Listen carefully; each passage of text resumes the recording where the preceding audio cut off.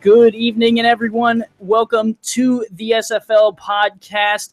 I am one of your hosts, Andy Hamilton, back from vacation, and I always have my co-host with me, the man who led the charge last week. Mighty is here. Mighty, how you doing? I'm good. It's nice to have you back at the rain, Handy. I hope you had a good vacation, but now it's back to work. Yeah, it was good. I told James he did a wonderful job last week, and he is welcome back anytime for those of you who enjoyed what he did. I also brought two guests with me as well. We got the webmaster himself, as well as a member of the St. Louis staff as a scout. Liam Crowder is with us. Liam, how you doing, man? Yeah, good to be here, Andy. As always. And then we got the man, the myth, the legend himself, all the way from the windy city of Chicago. Shan Varner is with us. Shan, how you doing? What's up, guys? Shan, a very tough week for you, but you come out. You seem pretty positive still. Do you want to talk about the game a little bit, or do you want us to brush that under the rug and pretend it never happened? Well, I mean, you got to face facts. It was a tough loss, but, you can't just dwindle on that one kick. I think we played a fairly decent game the second, third, and fourth quarter, or at least our defense showed up. Just that first quarter, got away from us, and we couldn't come back till after halftime. The biggest thing I think that we took away from that is we squared off with like the number one team in the SFL to me, and was able to stay tit for tat, and just misunfortuned field goal. Fair points. Mighty, where do you want to start? Do you want to start with last week, or do you want to jump into the power rankings first? Let's touch upon last week a little bit. Give people, right. Where do you want to start? Oh, well, now that the ball's in my court. Let's start with that crazy game that happened in St. Louis last week. Okay. Not St. Louis, I'm sorry. The crazy game that happened in I'm sorry, I'm going through the schedule, just trying to go off the top of my head. There was one in St. Louis. No, the crazy game that happened in Cleveland last week. There you go. Kaleka, where Coma Kaleka, kind of channeled his primetime Rod Woodson, Devin Hester in him, and it just lost his mind. Fair points. I was telling you before we started the podcast, this is one of those games that is such an outlier in that Kaleka had such a good game that really Carolina had a tough time, playing in the game. They had to throw 52 times. Mark Biddix did, completed 34 of them for 2 touchdowns, but those 4 picks, it was really a come from behind effort for Carolina, and one where they couldn't really get English going how a traditional Carolina team would have liked, and a lot of that is chalked up to Coma Kaleka. Mighty, you said you didn't get a chance to review this game, but looking at the box score, what do you think? A lesson for for all future teams that play Cleveland. Don't let the ball hang around Coma. He will take it away and he will hurt you. Also, if you could kick it out of bounds on kickoffs, it's okay if they start on the 40. It's better than them having 7 points on the board. That's basically what I can say about this game. Because what do you have? 4 touchdowns, 2 on interceptions, and 2 on kickoffs on returns? Something ridiculous like that? Yeah, I believe that's correct. That's just that, man. I'd have broke my game. I'd broke my TV if I'm watching that. Hopefully, the Carolina gang are more patient than I and, more serene than I. I'd have broke my TV watching that. Are you kidding me? All that game planning and that, kind of thing. That's just me. Yeah. Liam, new to the league a little bit in comparison to, Shan and Mighty. But, up to date, have you ever seen a performance nearly as good as Kaleka's? Well, no, I mean, reviewing the match afterwards, I think the guy who knows more than anybody else about this league, Cam, he said he'd never seen anything like it before. And certainly, I think when you look around the kind of builds that people have got and the teams that we've got in the league currently, one of the things which seems to be missing, it seems to be like that star return guy for most of the teams. Like, they don't necessarily have someone like Kaleka who's going to be back there. But then, as well as that, because you've got him as a gold guy in coverage, he gives you the added facet of being able to defend against the pass and bring the ball back. I mean, he's got 5 interceptions so far this season. His season best was in season 7, I believe, with 9. So he's already well on his way to getting there. And then you look at what he's done with the kick returns. It's like, man, more people should be getting on the trend of having the guy in the secondary being able to bring the ball back and being able to score touchdowns like that, because it's just a free opportunity to run it down the field. And even if you're just getting better field position as opposed to getting through for the touchdown, it adds such a added dimension to your game to have someone like that there. Yeah, let's keep him. Oh, go ahead, Shan. I was going to say that's one of the reasons why I strongly recruited AJ Barnes, is because if people remember the playoff game last season between Tallahassee and Carolina, AJ ran it back for a kick return and a punt return. So yeah, it was a well investment to pick him up, because that's one of the things that I was looking for my team this season, was that kick return possibility. Yeah. Let's move on. Mighty mentioned the game in St. Louis. This one was a close one. Atlanta escapes St. Louis with a win. They escaped Budweiser Stadium, was what I was trying to say, with a win. Mostly, in my opinion, on the legs of BDG Hollywood, 17 carries for 106 yards. That's 6.2 yards a carry and 2 touchdowns for the man. Mandel only threw the ball 21 times, only completing 10 of those for a touchdown and 2 picks. So St. Louis defense doing their job in the passing game, just needed a little bit more of a handle on Hollywood, and I think they might have been able to escape this one with a win. On the other side, Alexander throws the ball 48 times, completes 35 of them with only 1 pick. So he had a pretty good game. Murr, 27 carries, 2 rushing touchdowns for him, 4.7 yards a carry. This one was a shootout, man. Mighty, what did you think about the game between Atlanta and St. Louis? And for a team that's 3-0 in Atlanta, they were played pretty well by an 0-3 team for the Gladiators. Man, the Gladiators have a fan in the West Coast and far West Coast and the Northwest West Coast. Northwest or Northwest West? Whatever. I'm a fan. The frozen North. The frozen North, I think he'll find. The frozen tundra of Alaska. They have a fan out west. Okay, I really thought they were going to get their first win last week, because for the most part, they stymied Atlanta's offense. Atlanta really couldn't do much of anything. If it wasn't for that big play by BDG that gave them 1 touchdown, and then they got another big play. I believe they got a pick 6.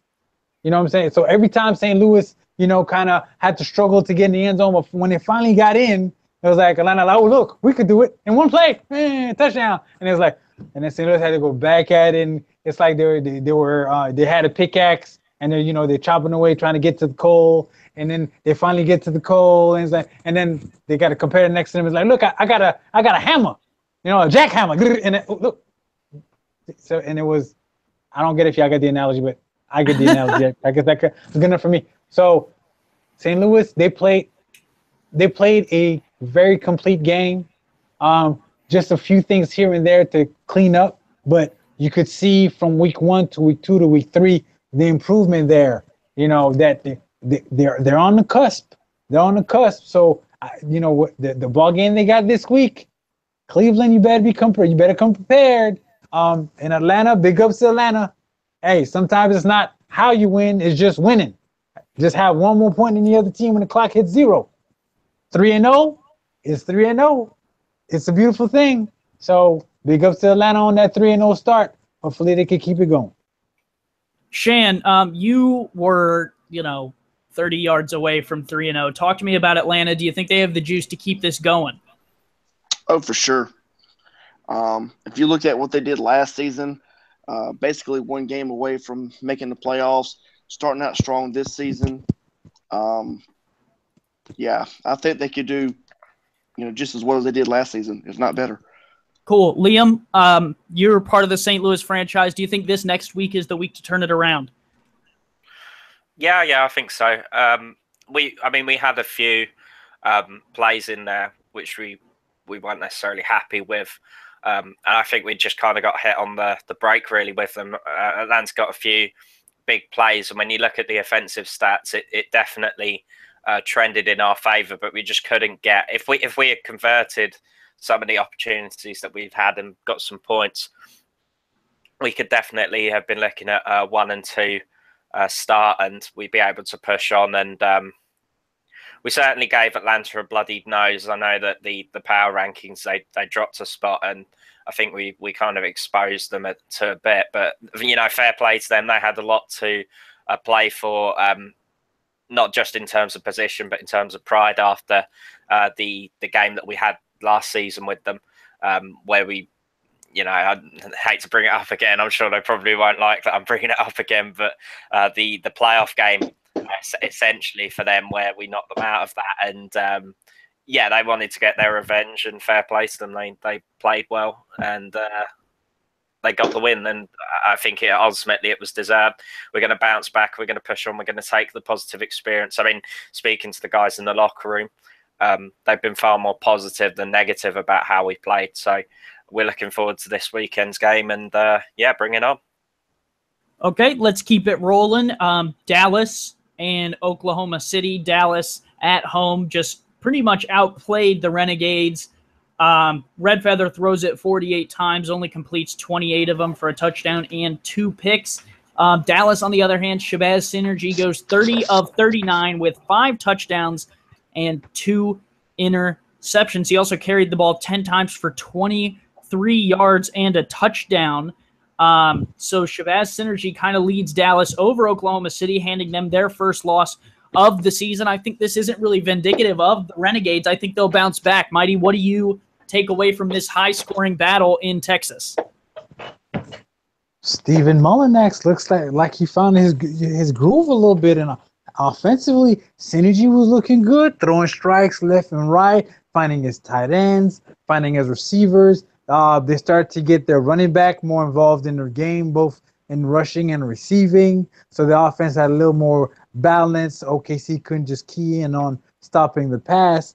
And then on conversely, OKC took a minute to find their footing on offense, which let Dallas, kind of build the lead that OKC couldn't overcome. So, hopefully OKC can get a faster start out the gate this upcoming week when they face Sioux Falls. But it was an entertaining game. Brewski still got his, both in the running game and the receiving game. I think he had, I believe he had like 90-yard receiving as well as his customary buck 60 plus on the ground. So, Brewski wasn't, Dallas didn't stop Brewski from, doing what he does. It's just Red Feather just couldn't find his rhythm until later in the game, and then it was kind of too late to mount the furious comeback that's necessary. So Dallas is off the schneid. That's one less team without a win, and OKC come back down to the pack a little bit, but hey, they still dropped 34. So the offense is there. They're just getting it kickstarted sooner as opposed to later, so that way they're in the game and not having to chase. Yeah, you're not wrong. 14 points in the first frame, only 6 points in the second 2 frames, and then 14 in the fourth quarter was not enough for Oklahoma City, as Dallas put up at least 7 in every quarter of play.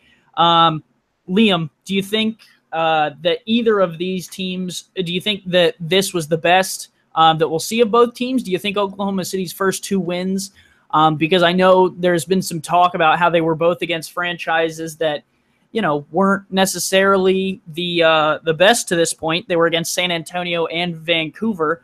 Do you think the Renegades are better than this performance against Dallas? Do you think they're worth that undefeated kind of mantra that everyone was saying, oh, Oklahoma City's good this season?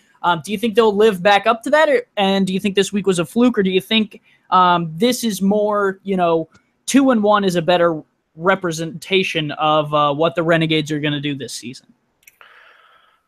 Yeah, well, I mean, I think OKC, when you look at how they did last season and you're looking at their record now, it's like they're already halfway there in terms of win record. And it's easy to say, maybe they're performing better than people expected them to do, but you can only really play what's in front of you.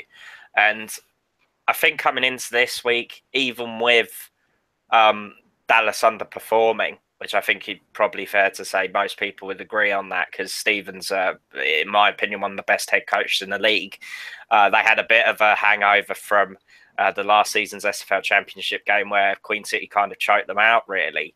They come into this season and they were going to have a bit of a drop-off. They had their first 3 games all at home, and they haven't performed to the level that they would like. But OKC, I think they'll continue to do well. I think they're well in with a chance of the playoffs. I think Dallas are going to come back strong. I think Stevens he's gonna take them by the scruff of the neck and say, this isn't good. This isn't what we expect out of the Dallas Roughnecks.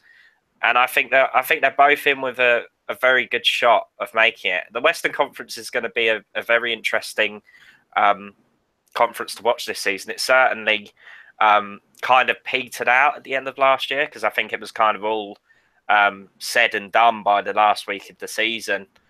But OKC have got a good shot, and I think Dallas, as long as they can keep up and they can start to consistently rack up the wins, maybe run the table, I suppose you would say, they're going to be well in with a shot of getting to the championship game and going even further than they did last season. Yeah, and you talked about the Western Conference. Let's move to Mexico City smacking the Sioux Falls Sparrows at home. Shan, I'll go to you first on this one. Mexico City looks incredibly strong this week. And I know we got a lot of Sioux Falls fans in the chat, so I will start with a question about them. Do you think that this is just not Sioux Falls' year, or do you think that Mexico City just had their number this week? I think just Mexico City had their number. I think Sioux Falls is a great team. They've proven themselves season after season. I think it's just one of those things that Mexico City has, everything going for them right now. They've got a great kicker. And they've got a really strong running game, something I think that Mexico City is not really known for in the past couple seasons, maybe. They're more of a pass the ball with Wilson kind of a team, and so now you've got another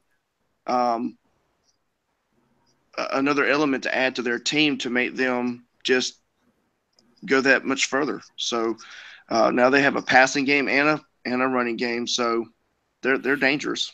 Yeah, 9.2 yards per carry for Ray Bentley, 221 yards. Mighty Shan talked about how that's another element of the offense that you have to defend against. I know you're a defensive guy. Out of the Mexico City offense that puts up 55, what do you think the best way to, try and slow this team down is? And do you think Sioux Falls was capable of doing it and just didn't execute? Or do you think this is a Mexico City team that might be making another push for a championship run? Well, we'll find out now, won't we? Because I had to scheme to stop them this week. So there you go. It was looking back at all 3 of the games they've played so far and how they go about peppering the field with the football.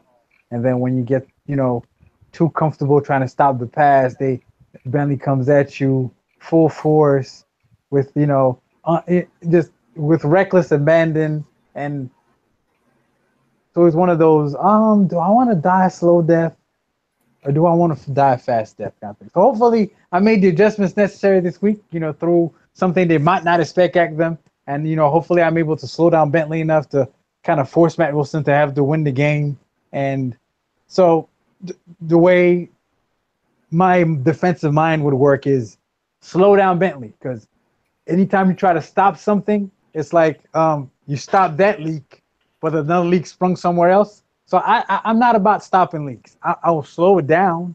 I'll mitigate. I will reroute, and then in rerouting, I could deal with that maybe the slower leak at somewhere else. I could deal with that damage as long as the main one that I was trying to kind of slow down is not the one that winds up kind of putting the knife in me, so to speak. So that's how I went about, defending Mexico City. We'll find out tomorrow night if it worked, or if I lose by 50, we'll know it didn't work.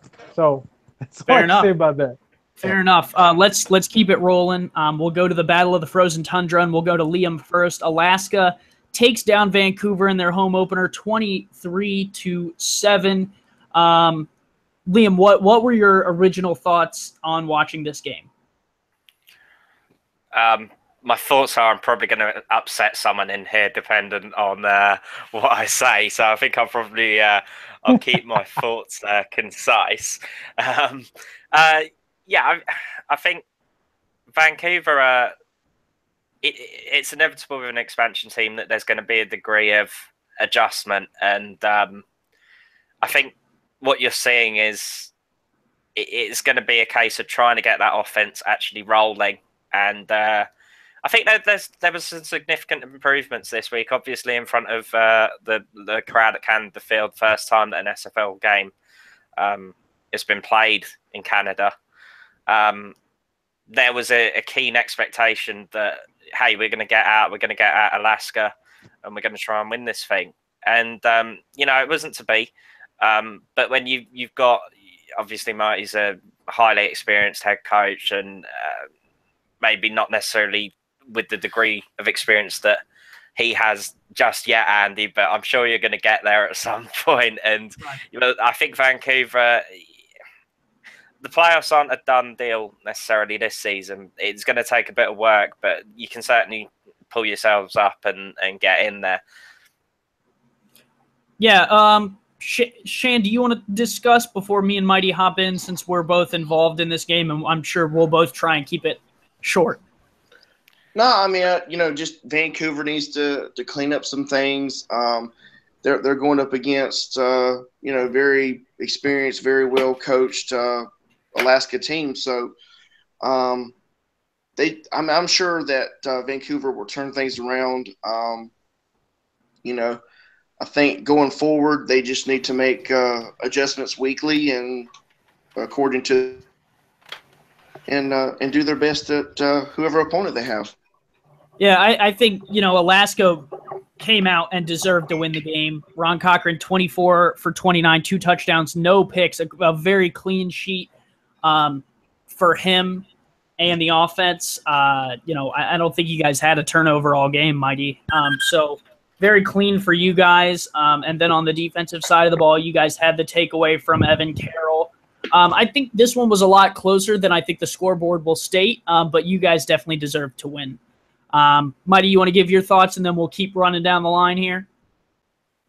After that debacle that happened the week prior with the largest comeback in SFL history, thanks to Falls, I had to go back and tinker some things in the playbook and basically just burn the plays. So I burned a ton of plays this week. And that's how you know that he's an experienced head coach. He just burned the playbook. Burn them. That's it. And then so what was left was just the shorter routes for Ron to complete, and he did that very well. Kept the sticks moving, kept us on time, and then we had some very long drives in the game, time-consuming drives, and then when it was time to turn around and play defense, we're like, you know what? We're going to take away Yvonne, and we're going to let Tom Pepper try to beat us. And if he beats us, we'll take the L. And that's basically what we did. We said, Tom, beat us. And that was our philosophy coming into that game. And we're just happy to have executed it and, be 2-1 for the first time in franchise history. That's all I can say. Keep it moving. Let's go to the 500th game. Baltimore went to Queen City. This was a tight one. Corsairs coming out on top of the Crabs. Matt South throws the ball 47 times for a touchdown and a pick, 277 yards for him. On the Queen City side of the ball, 33 throws, 20 completions for A.J. Caswell for a touchdown, 4 picks for him. Kyle Walsh, though, got going on the ground, 171 yards, 6.3 per carry, and a touchdown as Queen City improves upon their record. Shan, let's go to you. What did you think of the Corsairs and the 500th game of the SFL? I thought it was a great game. I thought that I actually thought Baltimore was going to win this game simply because they played Tallahassee so well. I think they only lost that game by 3 or 4 points. And so I really expected a shootout between these two teams. They're really well-known teams. They've been here from the beginning. So I expected a really good game out of this this meeting between these two great franchises. And then we'll go to Mighty. Mighty, you've seen these two teams do battle against plenty of SFL franchises over 500 games. Queen City, I'm going to ask this question to you. Real deal or a faux pas this year? Because they came out hot. Second week, they kind of struggled. Now they're winning against the Crabs. What's going on with Queen City, man? Talk to me. First game, they ran to a team with a rookie coach, and they came with a game plan, and they took advantage of that. Second game, they ran to a veteran coach who told them that, Kyle Walsh is not what's going to beat us, and that's exactly what happened. Kyle Walsh had a terrible game that second game, and we all know Eric is known for, winning. So what do winners do? They adjust, they learn, and they evolve. And that's exactly what happened in the game against Baltimore. You saw they tried some newer things, and, though the score may not represent it, those things were successful, and there'll be things that Queen City will continue to build upon. So Queen City is a mainstay. Anybody that goes into or against Queen City thinking it's a cakewalk, okay. So that's all I gotta say about that. So, especially second half of the season. You know what I'm saying? Like, no. Queen City's the real deal, and they'll be the real deal as long as Eric Barkley's at the helm. So I have no worries there. And then, Shan, you got Baltimore this week. Talk to me about this team because they've kind of struggled this season. I'm waiting because I assume that they're going to start bouncing back at some point. I'm sure you don't want them to start bouncing back just yet. I'm sure you want to get past No. this week first. But talk to me a little bit about the Crabs and what they could improve upon and what you're going to try and stop heading into this next week. Well, I think what they can improve upon is, getting the passing game, I guess, going a little bit. Sanzo, he's killing it. One of the things that we tried to stop this week is the passing game, because Sanzo's going to do what Sanzo's going to do. So our thing was just keep the Crabs in front of us, keep them from making those big plays, and make Sanzo run, his routes, but keep him contained to an extent. But you're not going to keep somebody the whole game. So by stopping the big passes, maybe we can focus on a little bit more stopping the run as well. And so I think Baltimore will definitely improve. Like Mighty was saying with Eric, TJ always has a team on the field that's strong. So I think Matt South and him will be able to work this team back into the positive light. Let's keep it rolling. Chicago at Tallahassee. This, hands down, I think so far might be the game of the year. Tallahassee ekes by in overtime, 41-38. Chicago was a field goal attempt away from winning it. Over 1,000 yards of offense between these two teams, most of it through the air. An incredible battle. Liam, did you get the chance to watch this one? It would have been real late for you to watch it live, but I assume you maybe went back and looked at what happened once you saw the stat lines. This is the Baltimore game, correct? Sorry, I'm cut off. No, Chicago and Tallahassee. We went. Oh yeah, after I saw the stat lines, I went back. I was actually planning on staying up for this one because, Shan's helped me out with guidance on basically, how to become a head coach, and he's given me a lot of tips. So right. I was very much rooting for Chicago to get the win here. Unfortunately, it wasn't to be. But my word, going back and watching the overtime period was just like, my God, like how could this have? It's got to be one of the best games in SFL's history. I know he had the top 10 over the off season. I think that one's definitely going to slot in there because you just couldn't have predicted that the field goal would be missed from that distance. Like the Pride really had a stay of execution there, and to their credit, went all the way back down the field. They showed why, in my opinion, they're the best in the league, and they have been since the beginning of last season. Whether or not that will take them all the way to the championship this year, it's going to be difficult to say. That Eastern Conference is very tough, but they're well in with a shot. Yeah, Mighty, you, for all the seasons I've known you in the SFL, you have harped on kickers.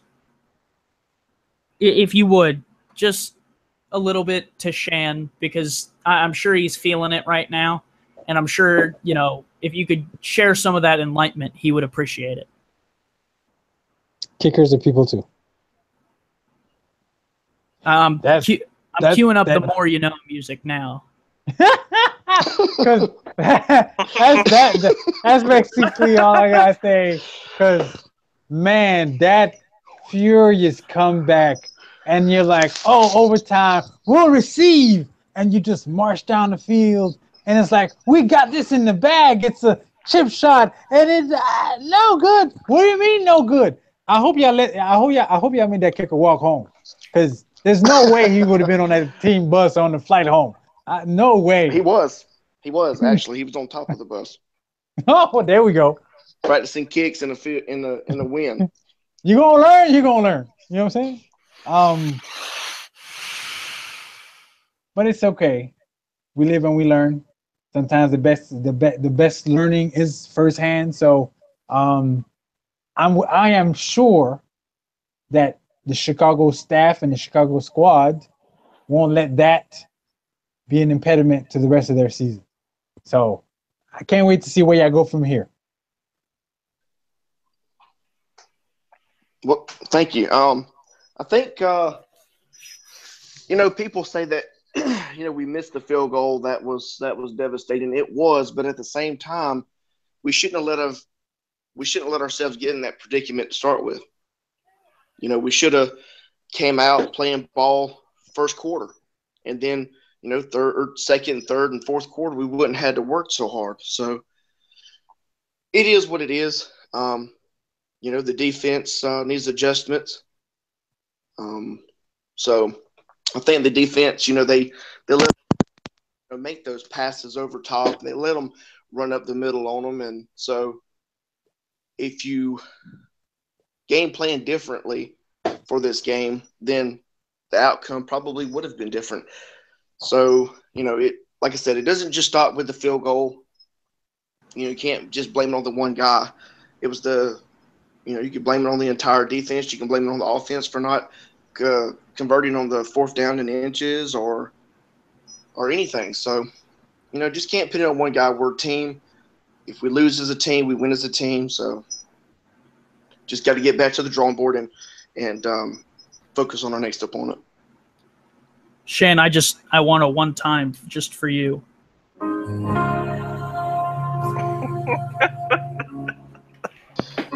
Yes. Oh. Okay. All right. Y'all a mess. Oh my goodness. We'll awesome. keep rolling. Sorry, Shan. I love what that. You gotta take the knife out here, Andy. It's just this is hurting me. I love that whenever anyone hears that song, all they think about is the Sarah McLachlan commercial with the dogs. No one is remembering what you were talking about beforehand because everyone's thinking about the sad puppy dogs. Speaking of dogs, Houston at home, was taking on San Antonio. Greg Corky returns to take on DeMond. And a 17-point victory for Houston as they stay undefeated. But San Antonio had some fight in them. Mighty, we'll start with you. Joey Langdon, 40 throws, 25 completions, 189 yards and a touchdown. The 4 picks was really the circle point for me as Houston's defense got after the Vaqueros. You think DeMond's got the right build here this year? Okay, it was a tight ball game until I believe 3 minutes left in the first half, and I believe that's where Houston got their first touchdown. San Antonio was looking to retaliate, and they threw an interception, and then Houston scored a second touchdown going into half, if I remember correctly.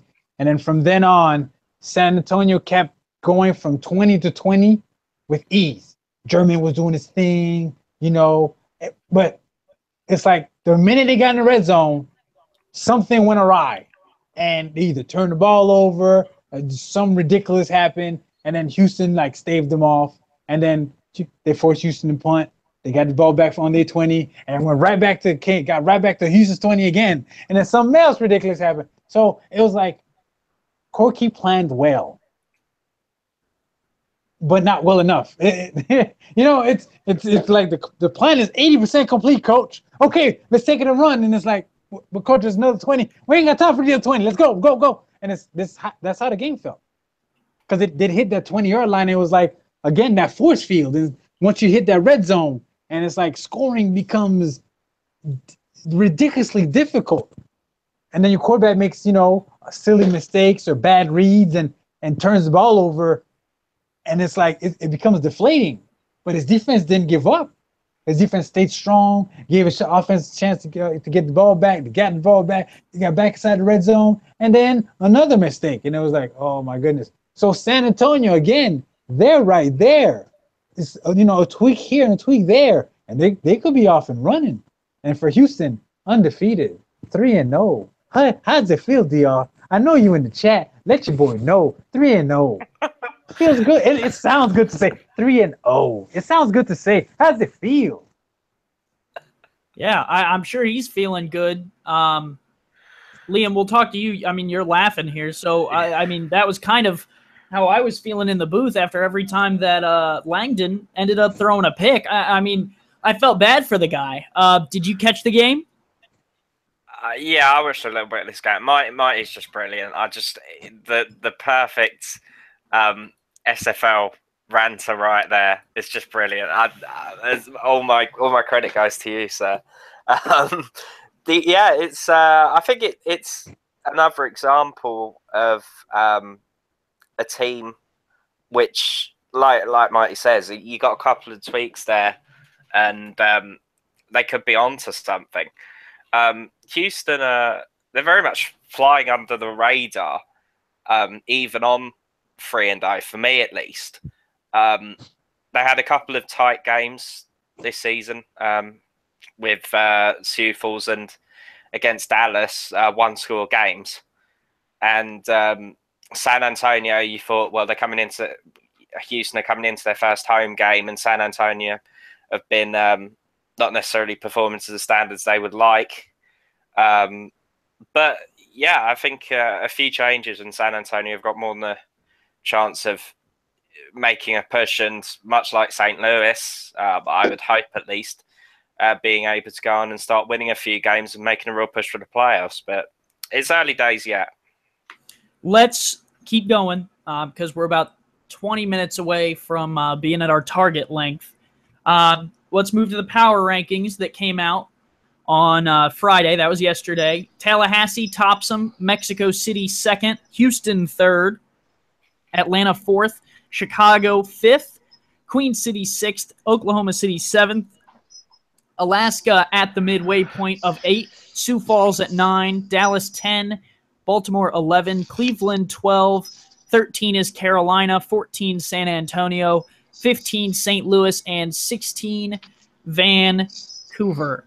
Mighty, we'll start with you. Talk to me a little bit about the list, what you think, where your injustices may lie, and just in general, what do you think about the power rankings this week? I understand. OKC being that low, they're behind pedigree. I could dig that. I don't like it, but I could dig it. St. Louis not being last, having shown growth. I've been saying it since last week. Every game you could see the improvement, how they're kind of getting their sea legs under them, and they you could see that they're close. San Antonio, as we just discussed, they're close. Carolina felt close, and then last week they ran into we need a poll. Like, this might be something we need to run this week. This is I'm going off the track right now. Greatest SFL player of all time. We need that. We need to work on that. Because Como Kaleka, after that game, I don't know if this just popped in my mind. After that game last week, man, we need to talk. Coma's up there. Who else is up there? Who's the big boy there, the defensive end? I can't. His name is Casey. Rick O'Reilly's up there. Park He got to be up there. Johnny English got to. Greatest SFL player of all time. We need to poll up. That's real talk. I mean, are we talking active or are we talking? Period. If you played in SFL, if that player played a down, he will be considered. Yeah, he might not win it. But he'll be considered. So Kermit or pass doesn't matter. Greatest SFL player. Period. Parker. We need that pull up. Back from Orlando has got to be in the conversation too. Okay, but that's what I'm saying. So we need. That's why I said it ain't gonna be right now. It's gonna be a weekly thing. We need to put that up. I'm sure Cam will have something in mind in terms of the 10-year or 10-season anniversary. I'm sure that award could certainly be put up there, greatest SFL player of all time. We'll have to wait and see what the commission has for us. Because after that game last week, Coma's like, yeah, y'all try to get this trophy out of my hands. This plaque that says I'm the best ever. I don't know. Good luck. I don't know if he necessarily is. Not in my mind, at least. But I've not been there that long, so maybe. Let's try and get back on topic here a little bit. I'm sorry. We veered off the road. Let's get back on the road. It looks pretty accurate to me. Okay. It really does. Vancouver's offense is, struggles. Their defense looks like it could, it keeps offense in games, and then the offense gets the team out of games. So if they could find their offense, they might move up the rankings, but averaging 7 points a game ain't gonna cut it. So I can see why they're last. So I have really no qualms with the list. Maybe Mexico City 1, Tallahassee 2, but over now you just are arguing for argument's sake. So the list looks robust to me. I don't know, Liam, Shan, y'all, what do y'all think? I mean, I think it looks fine. Anytime I can lose a game and move up a spot is always great. I think for me, my concern here is we're talking about the undefeated teams. I think Atlanta, with the way that they played against St. Louis, is fourth. I think they, can fluctuate depending on which Atlanta team we see show up. I had Mexico City at 1 on my sheet, and I think here's the reasoning why. If we're going to put Chicago at 5 because of the one loss and essentially because of one missed field goal, I think Tallahassee has to be lower in consideration of showing that had that field goal gone through, those two would be flopped. So now you're saying, that there's almost a 4-3 team switch just because of a field goal. I in my opinion, Tallahassee has to be a little bit lower. I think I put them at 2 or 3. But to me, I think Mexico City is the stronger of those 4 undefeated teams. I don't see how Tallahassee or anything like that in second. I probably would have put Mexico City first just because of the strength of the win. I really don't like Chicago at 5. I think Chicago needs to be higher. I think the thing is it's difficult to Well, I think I see what you're knock saying. You could maybe knock Atlanta that just because the way that you would have expected them to basically steamroller us at. Well, essentially, yeah, how they are now is they're tiered. You know, the top 4 are undefeated. 5 through 12 are 1 wins. Even Queen City, I'm not Yeah, I mean, even Queen City, I'm not really happy with them at 6th. I'd probably say they could make more of a case for being pushed up. I think it's probably a bit harsh to put them above Atlanta. Atlanta and Chicago. I mean, Chicago, I think over the course of the season have probably played better for me. But yeah, it's you know, the power rankings, it's going to be down to the whims of the voters and the computer or whatever. However, the team there, which I don't have a part in, I should say. However, it's calculated. But yeah, I mean, people are going to perceive, is it just based off wins or is it based on performance?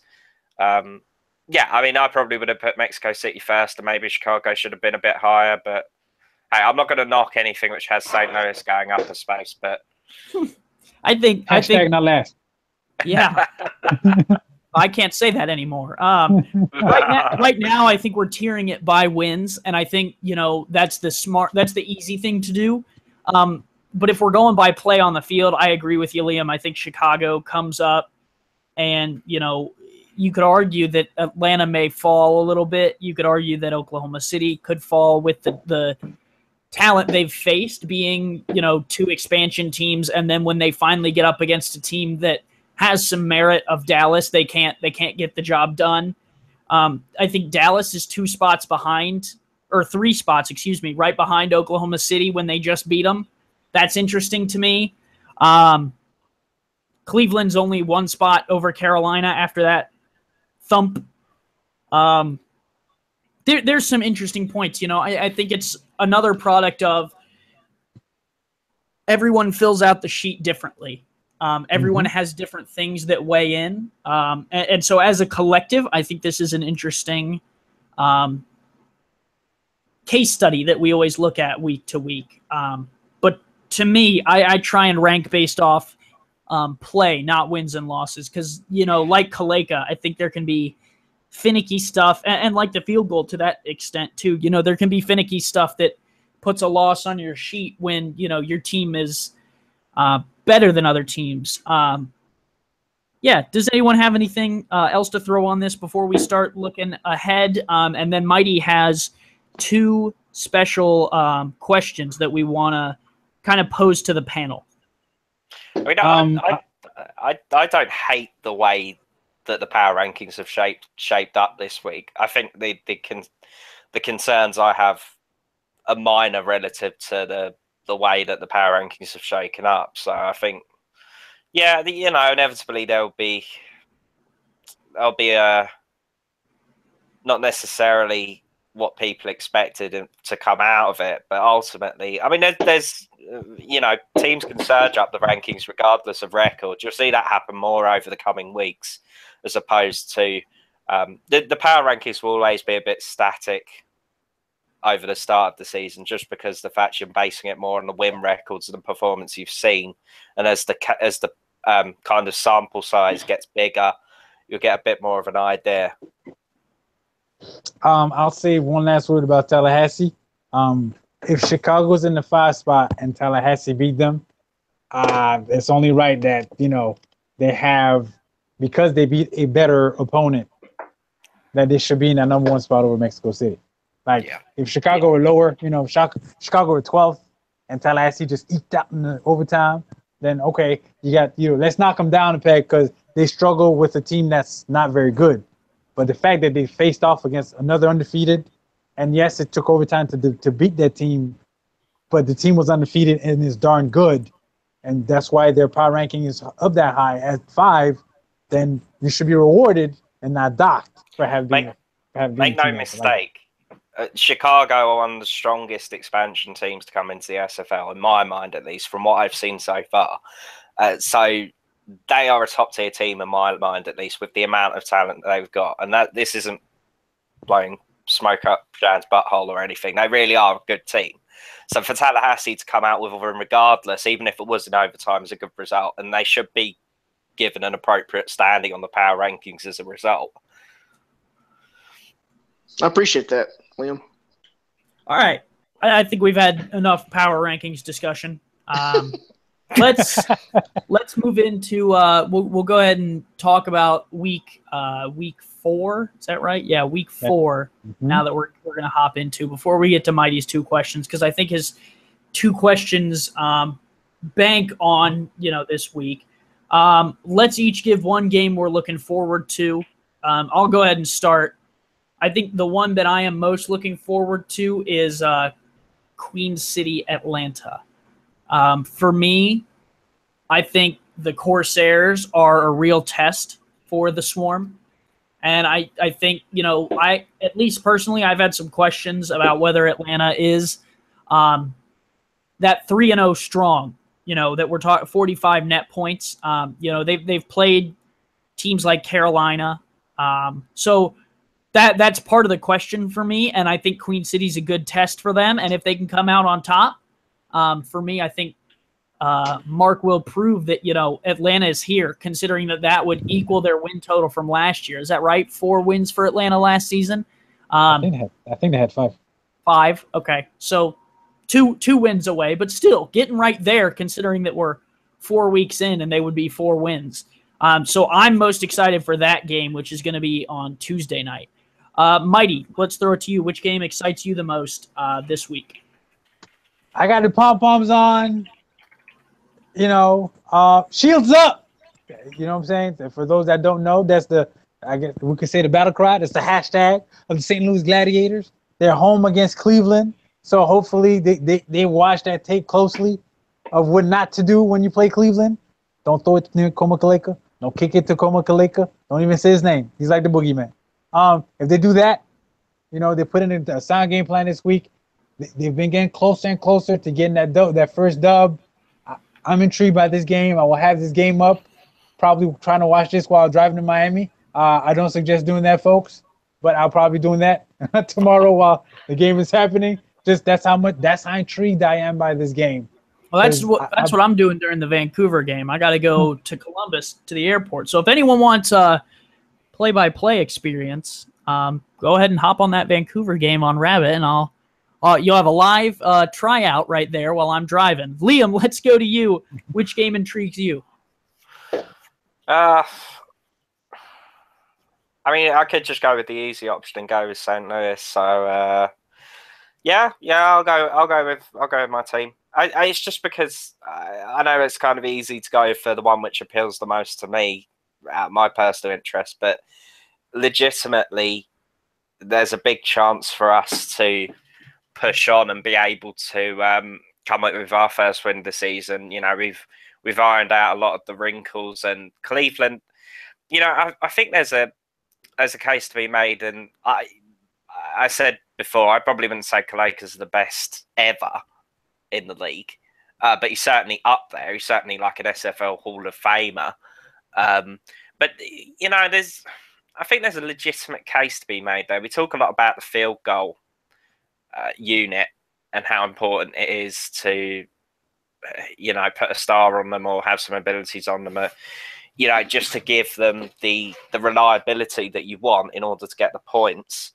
But there's maybe a case to be made there for the punter as well, because you look at the amount of times that the punter gets out there, and I know this may be a bit of an abstract kind of thought, but getting the field position there, you're going to create opportunities there, even if you don't necessarily, if you're getting in inside the 20 and you're putting pressure on the other team in terms of field position, it's like, we got to get it out the end zone. We got to avoid getting a safety. I think the punter, it's maybe not necessarily ever been seriously considered within the context of the SFL, but if you're going to look at having a lot more return guys like Kaleka, I think that's maybe something that should be explored, but who knows? It's an interesting point. I am going to write down a note on that, Liam, and you might see something resurface about that at some point. Interesting point. Shan, which game in Week 4 intrigues you? I'm going to have to say Tallahassee and Carolina. Ooh, the I-95 rivalry. The simple fact that, one, it's a rivalry. Two, I think Carolina's defense is way better than Chicago's defense. Simple fact that we just didn't do what we were supposed to do this past week. I think if Carolina's defense can hold off Tallahassee's strong passing game, I'm not sure where they're ranked at right now as far as their run defense, but if they can do what they do on offense and not turn the ball over, I think Carolina has a good shot at beating Tallahassee. Well, I tell you what.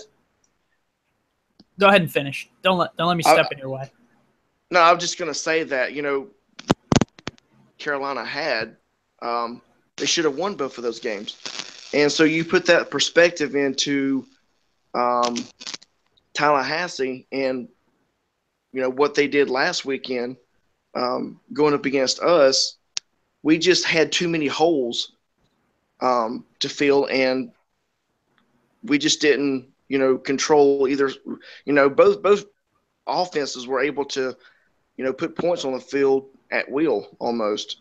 And so I think that Carolina has had multiple stops. And the defense have looked better to me in the games that they've been on.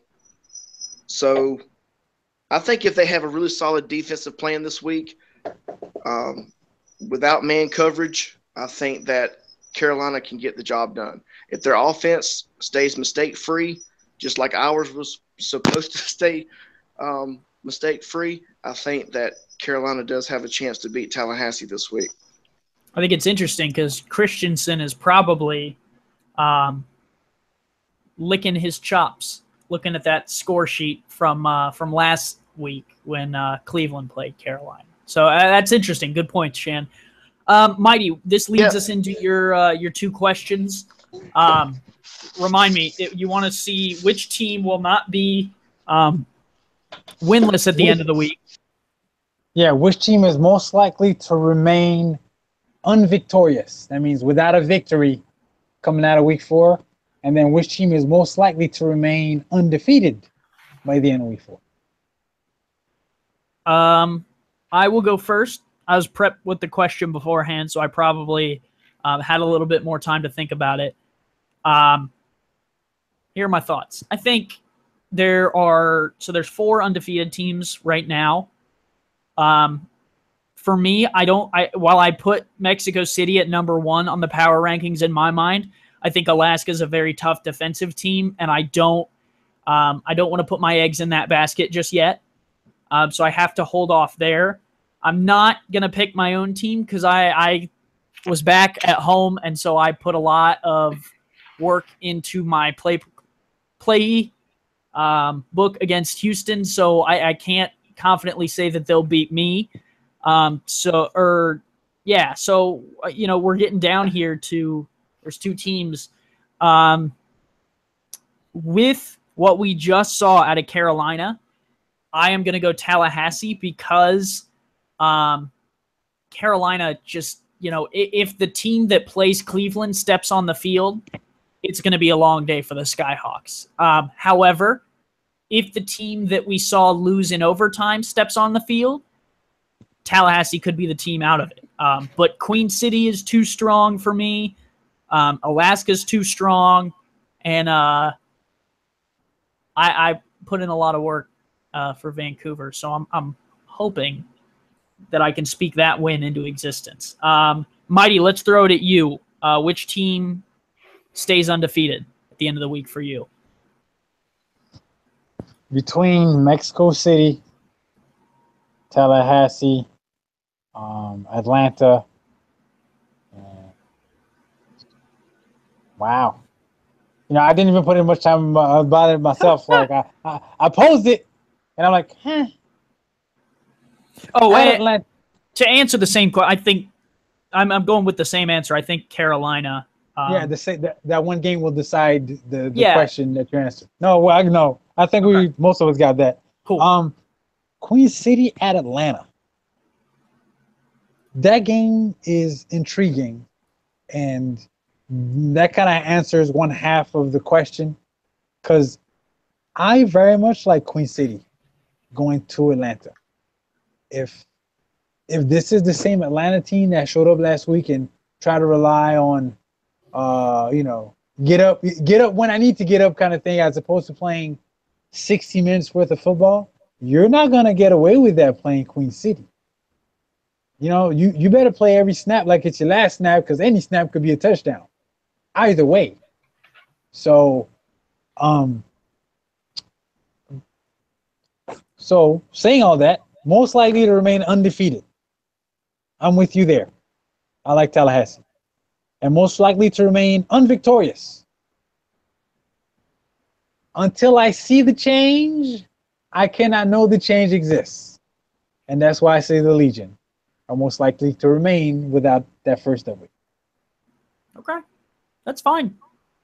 Liam, we'll go to you next. Yeah, I mean, it's very much a similar thing. I mean, going through the matchups,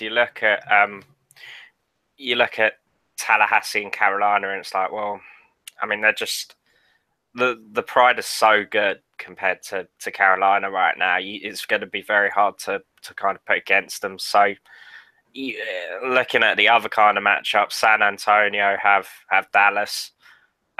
Dallas have kind of picked up the pace a bit, so that's going to be a close one. Vancouver against Houston. Houston have been kind of flying under the radar a bit. But even that, I mean, it's entirely feasible that, it sounds like you put a lot of work in, Andy. So I think it's entirely feasible that there could be a significant enough turnaround to pick up the win there. And with Carolina coming up against Tallahassee, it's very difficult to see them getting anything out of that game. So I won't plumb with the Legion. If it was outright just which team without any consideration for matchups, I maybe would go with Vancouver. I think I'll go with Tallahassee and Carolina to remain unbeaten and remain unvictorious. Shan, last bit to you, and then we'll get out of here. He's still muted, so there you are. Yeah. I'm probably going to have to say that the team that's going to be not defeated is going to be St. Louis. I think St. Louis has got something for Cleveland. And the team that is going to stay 4-0 to me is going to be Houston. I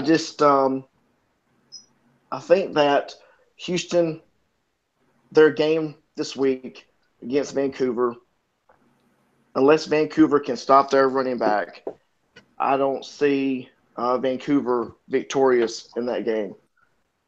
On the St. Louis side of it, if Cleveland, if they have a game like they had last week and Kaleka, runs it back 3 or 4 times, then St. Louis is going to be in trouble. But if you look at St. Louis's defense from last week, they played one heck of a game. So I think if St. Louis can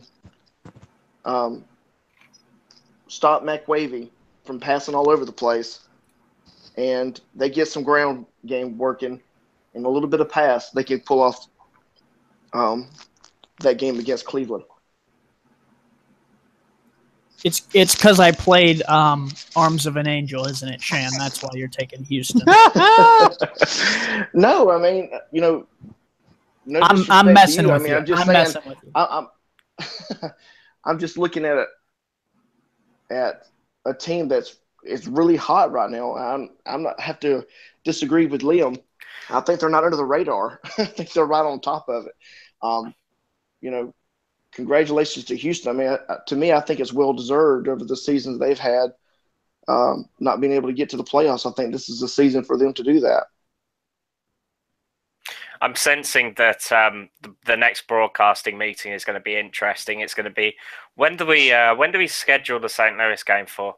Oh yeah, let's stick it at like 1 o'clock in the morning for Liam. Yeah, I'm looking forward to it, Andy. You know this is going to happen, but no, it's nothing but appreciation for the work that you do. I guarantee that for Vancouver it will come good. It's just with all the expansion teams, and you got to remember Chicago. Shan obviously being coached a year last year, knowing what exactly needs to be in place. That's why Chicago have come so quickly out of the blocks. And it's a long season. We got, I can't remember how many games we got left. We got 11 games left. 9. 9. Is it that? No, yeah, 9 games. 11 game season. Yep. Yeah, so we got a long way to go. It's a fair point. All fair points. All right. Anyone got anything else for the good of the order? It sounds like Mighty does as I'm cutting him off. It's okay. And as we stated last week, while Andy was out hunting crabs, James and I, 0-5 Mexico City last season made the playoffs. So it's not too late, but you don't want to dig a hole you can't get out of. Hey, that's all we saying. I think it was 0-6 for Carolina. See, and there you go, and y'all made the dance. So it's never too late, but you don't want to get out of it. You don't want to dig a hole so deep that you can't get out of it. That's all we're saying. Those are some good last words. All right. For everyone here, that's it. We'll see you guys in week 5. Thanks, Andy. Cheers, guys.